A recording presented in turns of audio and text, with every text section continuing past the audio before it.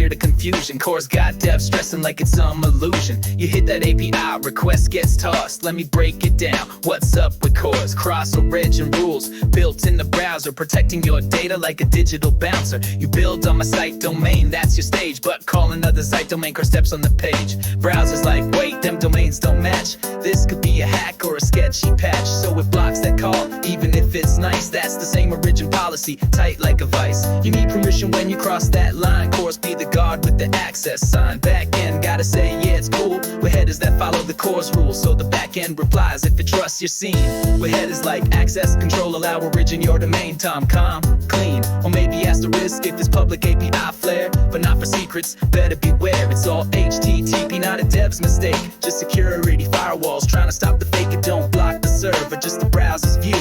CORS don't care if your code is true, so next time a fetch call leaves you stuck, check the headers, not your luck. CORS ain't evil, it's just playing guard. Crossing domains, you need that card. Code ND signed in with security bars, teaching HTTP like a back-end star. You ain't blocked, you're just not allowed yet, till that back-end says, yo, we met.